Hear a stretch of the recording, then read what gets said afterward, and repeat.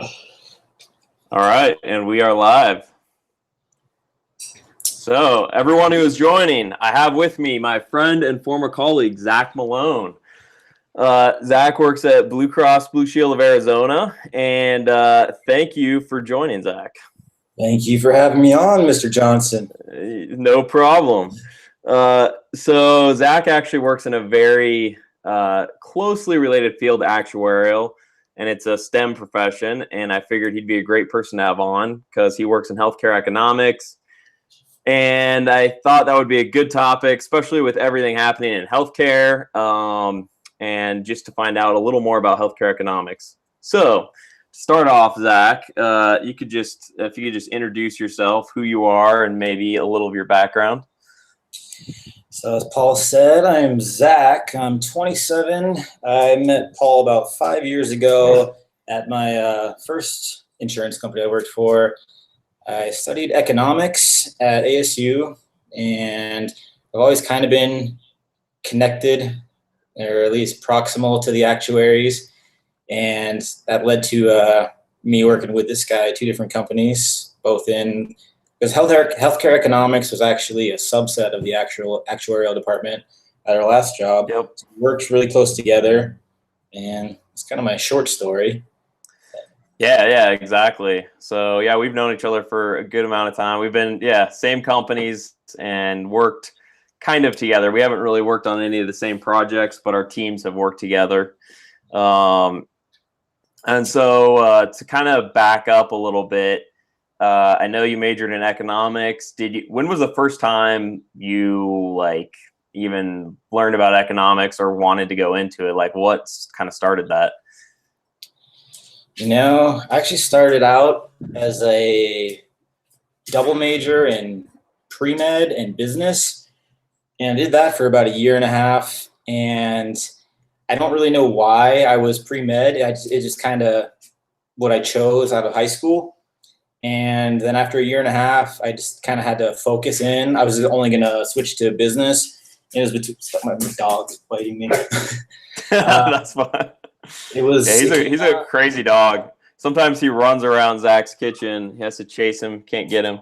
He's about to start barking too.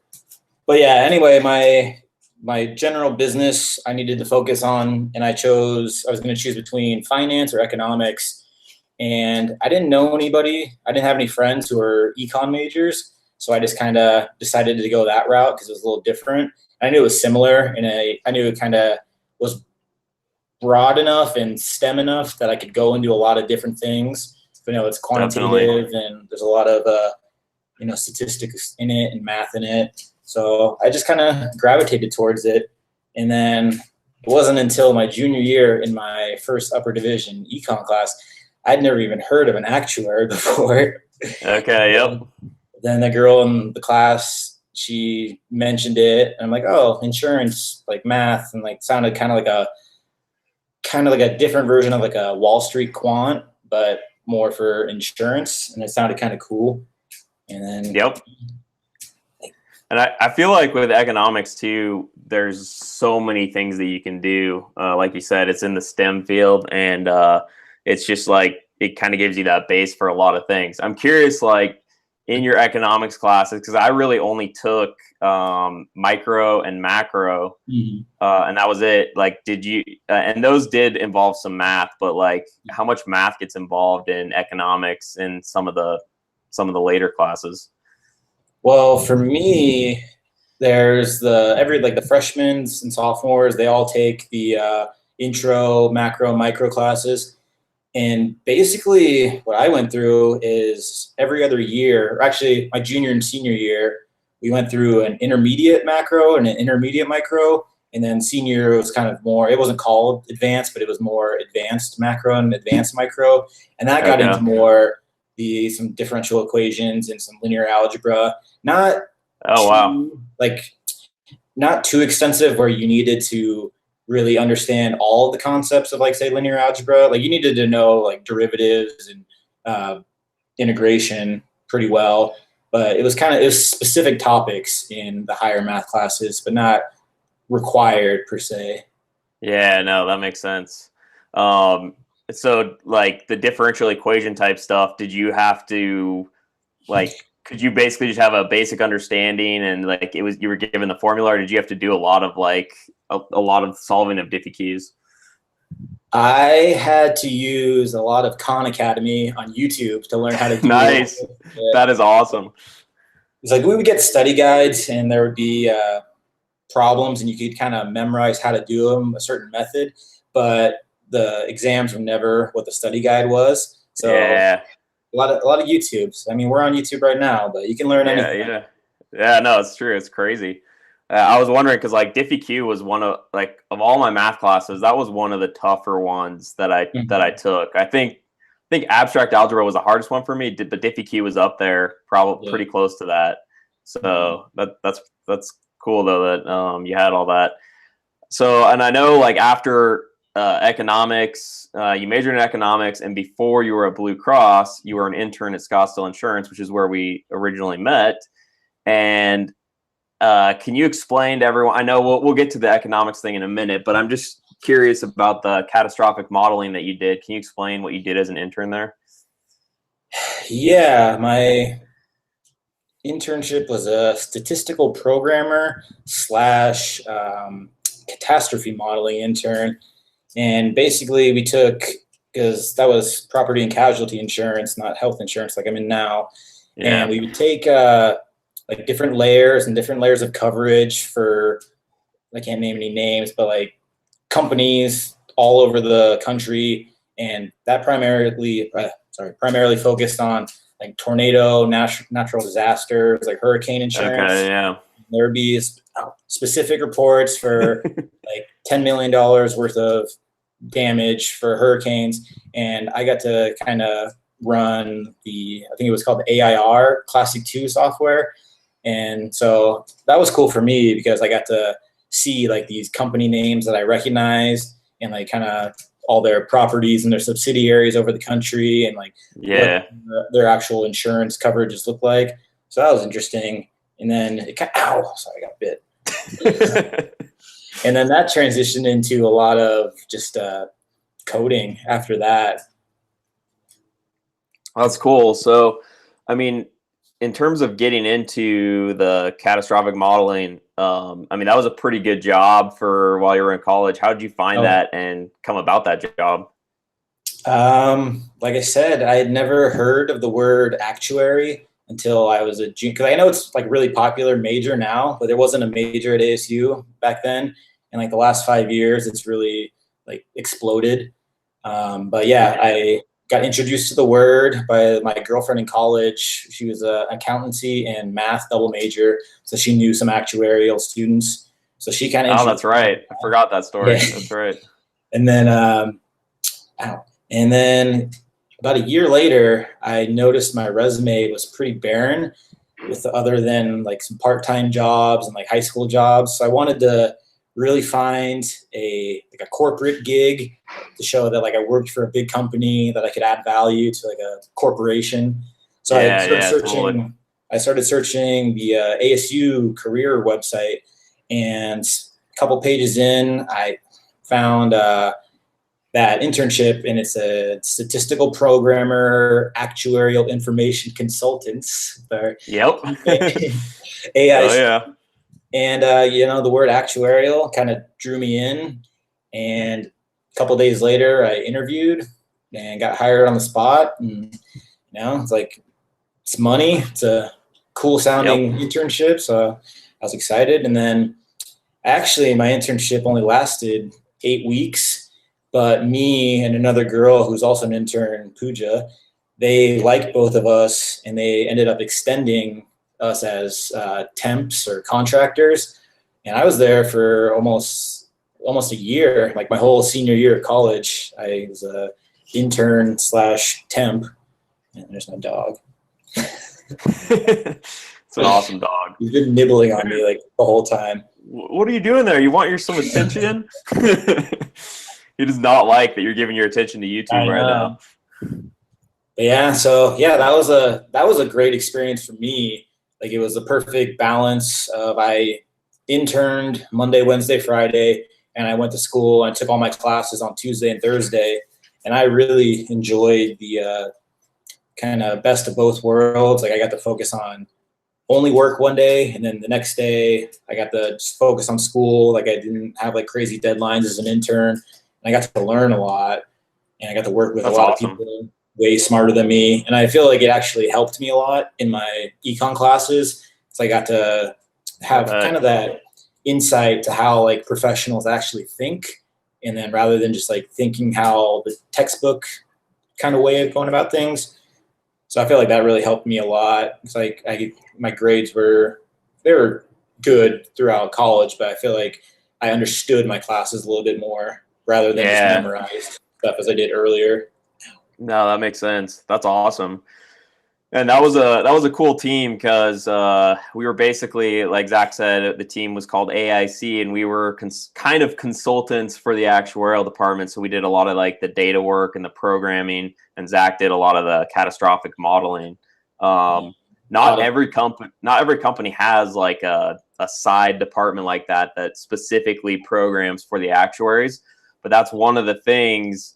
And actually, I did that at a previous company too. But that's one of the things that kind of inspired me with this whole actuarial toolkit thing, because it's like I love the programming side as well as the finance side. But yeah, and like the catastrophic modeling, wasn't there like quite a bit of math in that? I know with like you're looking out long term for these catastrophic events that happen like once in a rare while. So yeah, there was a lot of math in it, but it was kind of black box. Like it was their algorithms inside the software. So I didn't actually do a lot of the forecasting there. I just kind of put in values and kind of had a little bit of creative leeway with what to put in for the policy plans, but the brains behind the analysis was all kind of black box in the software. No, that's cool. So then I know after that you ended up at Blue Cross Blue Shield of Arizona, and transitioning over to healthcare was your first position. Yeah, and I recommended Zach. Your first position was in healthcare economics, right? I was trying to remember that. Yeah, I was in healthcare economics. Like my official title was healthcare economics analyst for about 3.5 years. And then with a new CEO about 1.5 years ago, there's a lot of restructuring and new leadership. So healthcare economics went from being a subset of the actuarial team reporting up to the chief actuary, Audrey, who you've had on here before. Mm-hmm. And in the new restructuring, my role has actually been transitioned into the analytics and data science department. So I'm excited about that. That's pretty cool. Similar, and because like on the healthcare economics side, it was a lot more macroeconomic and kind of the overall like inner workings of the healthcare system, and then a lot of specifics with the fee schedule and hospital contracts and negotiations. This new role is more on the clinical side, and it's still very quantitative, but there's more of a focus now for quality control and quality improvement, and trying to make it easier for the members and cheaper for everybody. Interesting. So what would you say healthcare economics even means? Like that word I've heard so much, and I'm sure actuaries that work at various healthcare companies hear that tossed around. Like what would you say that entails overall? I mean, I know you mentioned fee schedules and things like that. Yeah, I mean, to start from the top broadly, like economics in general, it's kind of the analysis of all the transactions and interactions and activity in a market that drive the production and consumption. And it's just a subset of that is focusing on health and the healthcare market. And that's still very, very broad, like the study of the interaction, the transactions in the market. And from there, you can really go down the rabbit hole in any direction you really want. I mean, I was lucky enough to work with some really smart people over the last couple of years. I've worked on inpatient hospital, both qualitative and quantitative metrics.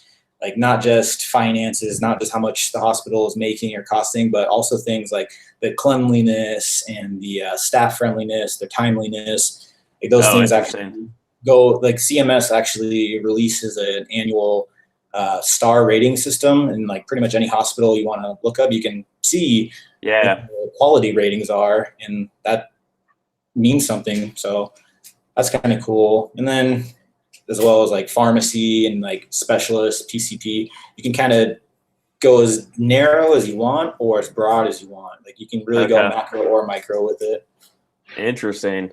So would you say you use any of your traditional economics knowledge from school, or is it completely different than all of that?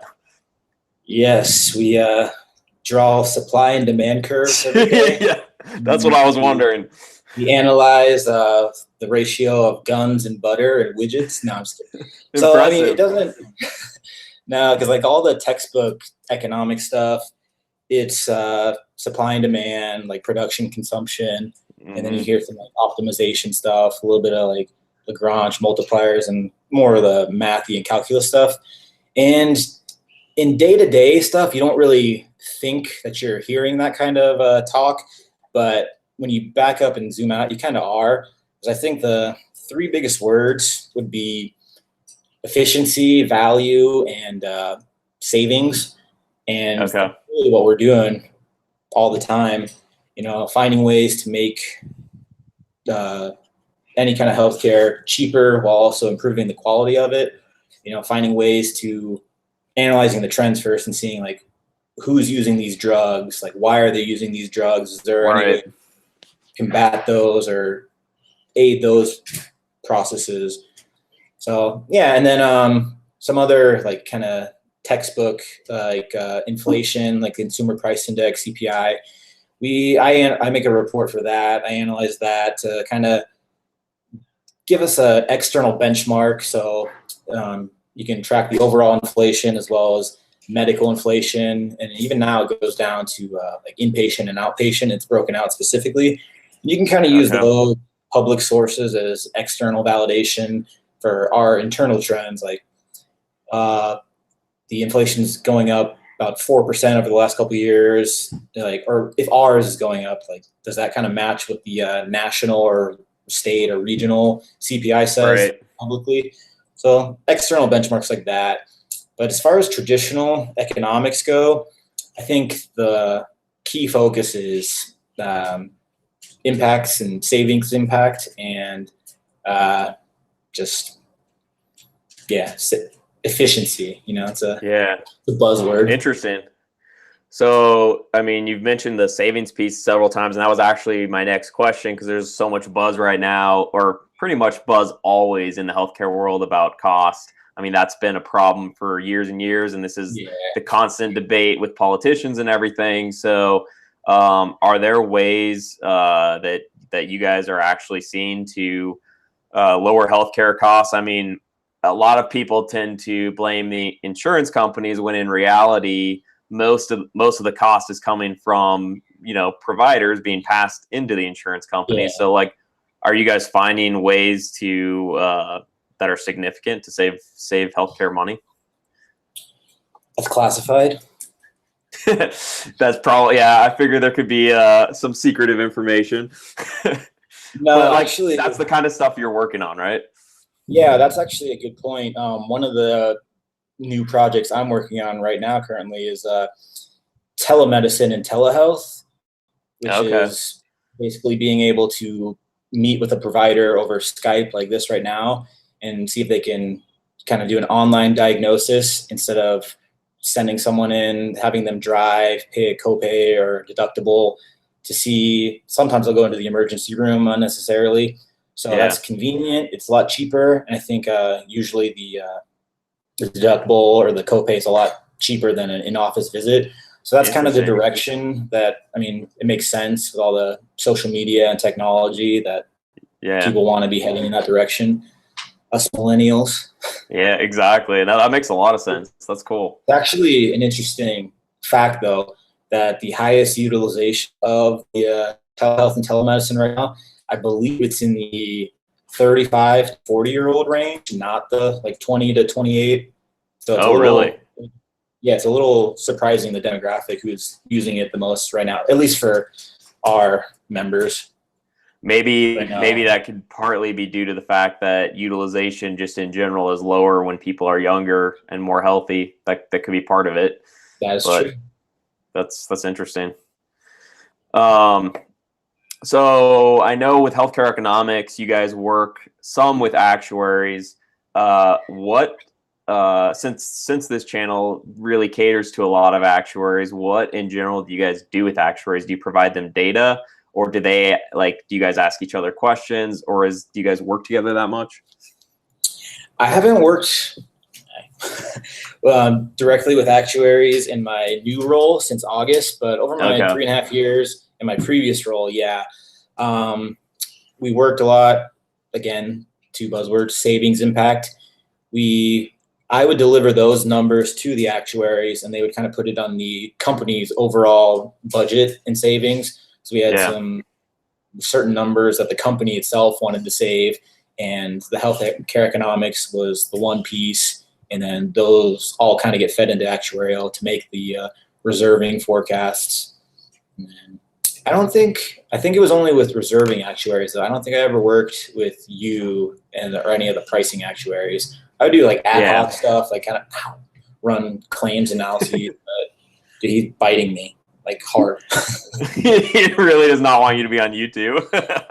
Wants attention. We only have a little bit longer, so he'll get attention soon.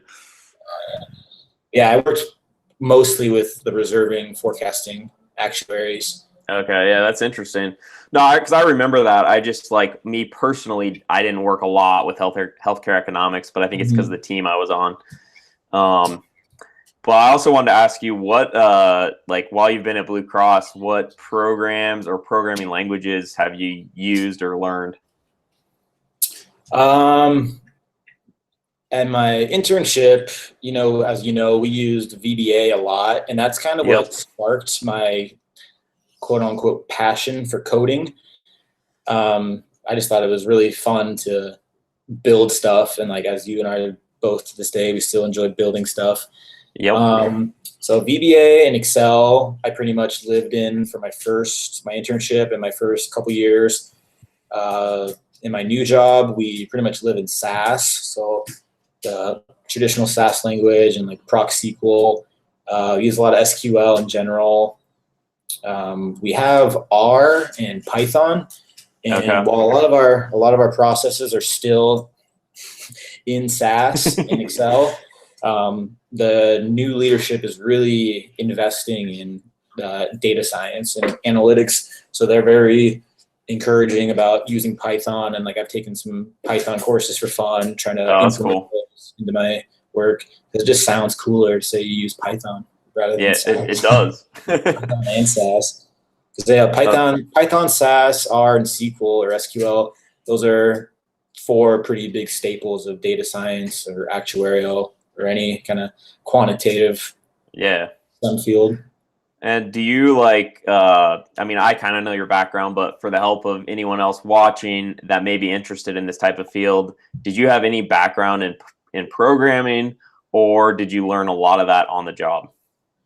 I had always, funny story, to the younger people listening, I recommend taking courses and getting very good at either Excel or some kind of programming language, because you can learn a ton on YouTube.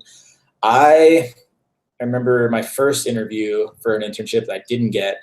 I lied and said I was adept with Excel. I remember you telling me that. And then he kind of called me out on it. He's like, "What does adept mean?" And I'm like, "Oh, I can make charts, and I know a couple formulas." Yeah. And then so I quickly figured out at my internship how powerful programming and automation and VBA and what else you could do with Excel.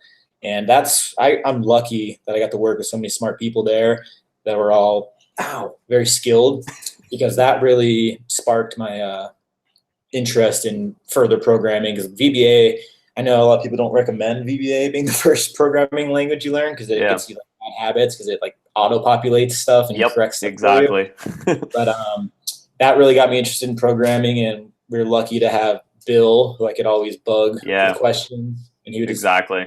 take a half hour out of his day and just show me how to do something really cool. And like that's kind of how I learned how to build stuff and automate stuff. And then, but yeah, no real prior programming experience before that internship, and that kind of just sparked the interest in learning more about programming, getting better. Yeah, I think technical skills are more important than are the most important thing for like recent grads and young graduates to have, because Definitely. the easier it is for you to navigate around Excel or SAS as an entry level analyst. You're not going to be expected to be a subject matter expert when you first start, but if you can kind of figure stuff out and you're really handy and quick with Excel or SAS or Python or whatever, it'll make learning a lot easier because you actually know what's going on. Yeah, no, I totally agree with what you're saying. I mean, because I didn't even touch Excel before graduating from college. And after graduating, my first job, that's like the first time I even used Excel. But I had a programming background because I was a minor in computer science. So I actually picked up on a lot of that stuff very quickly. And then I became the Excel expert, even though I had never used it before. But it's because I had programmed in like Visual Basic. So I quickly started doing the VBA stuff. And then it became kind of my thing. But you did bring up a good point that he wants to be a YouTube star. It'll get you more views. Yeah, exactly. The healthcare economics dog. But yeah, no, I mean, I think with the VBA stuff, like you don't even have to compile your code like you do with a traditional language, which can be kind of nice for learning, I guess. But on the other hand, like you said, it can get you into some really bad habits. See what it's actually doing. Yeah, exactly. It's kind of like quasi coding almost. Yeah, but it's a good. People say it's not a good first language to learn, but I think it kind of is if you don't have that background, because you can actually see what's everything that's happening on the screen by just like stepping through it and like, oh, that's moving this cell, that's calculating this, and it kind of happens all in real time. Exactly. No, I think so too. That's what I like about it, is the fact that it is a little easier to learn, and you can do a lot of cool stuff with it too. Yeah. I mean, you can pretty much do all the stuff you can do in a traditional language. So, and look what you're doing in it now. Yeah, that's what I'm developing in. Yeah, that's exactly it. From what you've shown me so far, it looks pretty cool. Your sneak peek. Thanks for the props. Yeah, it's gonna be pretty awesome. So stay tuned, actuaries, because it's gonna be released soon. Then the final thing I wanted to ask you was, like, if an actuary is interested in working in a healthcare economics field. He definitely doesn't like that. Let me give him a treat. Yeah, no problem.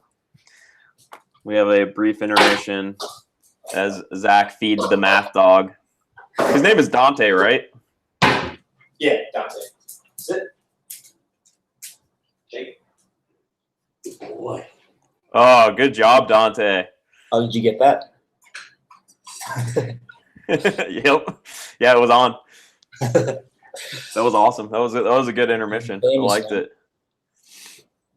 Okay, so I was just saying, like, if an actuary is interested in healthcare economics, is that a good field for like applying their actuarial skills? I know there's some actuaries that have gone that route at Blue Cross. Oh yeah, definitely. Like I said before, it was the actuarial team that they took 6 or 7 people on the actuarial team, and they kind of clumped them together and said, okay, now you're still an actuarial, you're the healthcare economics team. That was before my time, obviously. And then I joined that team. I dabbled with the exams. I had support from the actuarial department. Like, they paid for my supplies. They gave me study hours. So it's a supported field. It's not it's not a separate entity. It's like they want you to take exams if you're about that. I know there's 3 or 4 people who 2 of them or 3 of them have their ASAs, and a couple others still taking exams. So it's highly supported, and I think it's highly relevant. And yep, I agree. Robert actually wanted to call the healthcare economics team innovative actuarial, because it's like Nice. I like it. it's all very similar actuarial work, and a lot of, I think maybe the one pro that healthcare economics had that maybe actuarial doesn't have is there is a little bit more calculated creativity when you're coming up with like savings proposals. Because I know actuarial is very like regimented and strict, and there's a lot of standards and it's by the book. And I think there's a little more freedom in. He wants another one. Probably. Are you all right? Yeah, I think that's a good point. That's what I was going to kind of bring up, is that healthcare economics is it's got more of that, because traditionally actuarial, you have pricing, reserving, and forecasting, at least on the healthcare side. I'm sure there's some other types of departments in other industries, but healthcare economics seems to be more branching out. You get a little more of that creativity. So I'm glad you brought up that point. That's pretty cool. Yeah, it's definitely interesting. Like I don't work on the same stuff. I mean, I have recurring projects and like annual and quarterly and monthly stuff, but there's always like I don't really know what I'm going to be doing in a couple months or next year. Or it's kind of different. Like you can work on a wide array of different things. You can go in a lot of different directions. Like That's awesome. And also, I meant to ask you this. I've asked a lot of people this, is like, what does your traditional day look like? Do you work from home at all? Do you get lunch breaks? Do you start in the morning, evening? Is there much flexibility, just for like people that are wondering, that want to go into the career field, that, I think like your daily schedule, it matters to a lot of people. So I'm just curious what your schedule's like. Yeah, no, that's definitely one of the perks. There's a lot of teleworking. Like I work from home Mondays and Fridays pretty religiously. Nice. Like the longer you've been at the company, kind of the less you have to be in the office. Like you have to be there for meetings, but day to day, I usually start anywhere from 7:30 to 9, and usually work until about 5:30 to 6. And it's definitely more project based than anything. There's not like there'd be super busy days where you kind of have to send out 5, 6, 7 different things, and you got people like calling you and emailing you and IMing you. And then there'll be other days where I just kind of have some freedom to work on everything on my plate right now. Like there's no urgent deadline, so it gives you some some stressful and non-stressful days. Yeah, the working from home is definitely nice. I do like being in the office some days because you get to kind of see people and interact, and you probably feel more productive when you're like out of the house and dressed. Yep. You don't have a dog biting you.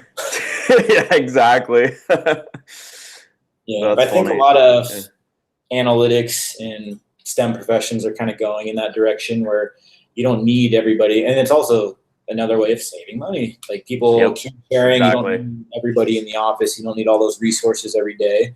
So it's more technologically savvy. Exactly. No, that's awesome. I mean,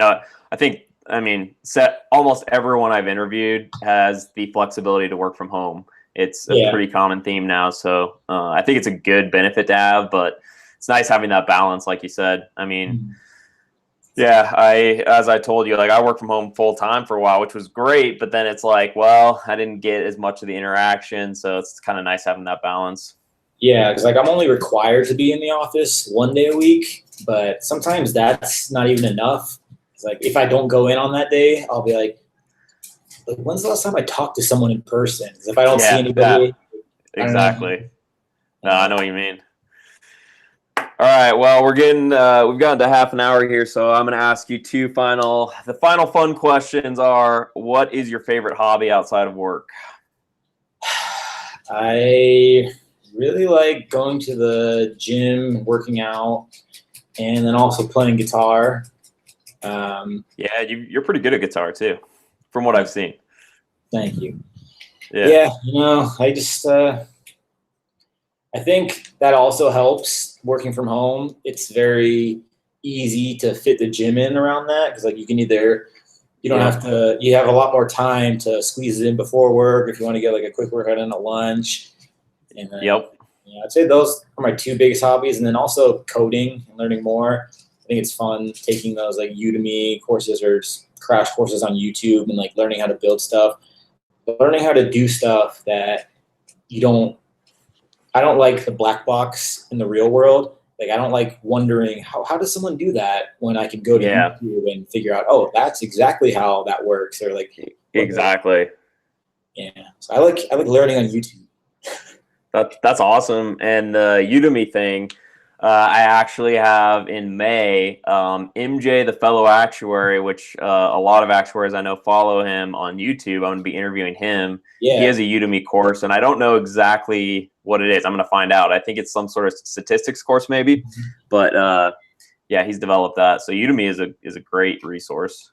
Yeah, when you had me search for your video, a lot of his videos actually came up on my search results. Yep, he pops up a lot. So I'm excited to have him on.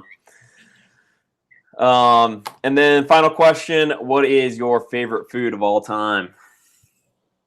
Favorite food? Oh. If you were given one last meal, what would it be? Depends on the day, but probably like a really good, gigantic cheeseburger. Yes, I would agree with that. Nice. I don't know. It depends on the day. If I'm in a fancier mood, it'd probably be like a nice, expensive steakhouse. Yeah. I don't know. You can't really go wrong with a cheeseburger as long as it's not overcooked. With that healthcare econ money, you gotta go to those fancy steakhouses. Yeah, no, I would agree with both those. Good choices. Strong question to end on. Yeah, that was a strong question to end on. And that, ladies and gentlemen, is all. Thanks for coming on again. I appreciate it. That was great. Food? You didn't answer your food. My favorite food is actually salmon, but like if it's I love salmon, mashed potatoes, and something else with it. I don't know, maybe like asparagus. I know that's a healthy meal. That's my favorite healthy meal. And then I like pizza. Yeah, I mean, I like pizza and donuts, as you know. Those are my guilty pleasures, but salmon has to be my all-time favorite. And then I like steak too. I had salmon for lunch. Did you really? Nice. Getting on that healthy kick. You know it. Well, thanks again for joining, and thank you, Dante, for being the dog star of the night. Dante wants to say goodbye to everyone. Oh, there we go, Dante. Yeah. Yeah. All right. Well, thanks for having me. Appreciate you. Yeah, for sure. Definitely. And Zach is out from the Phoenix area in Arizona. I am out from Spokane, Washington, and we will see you all next time.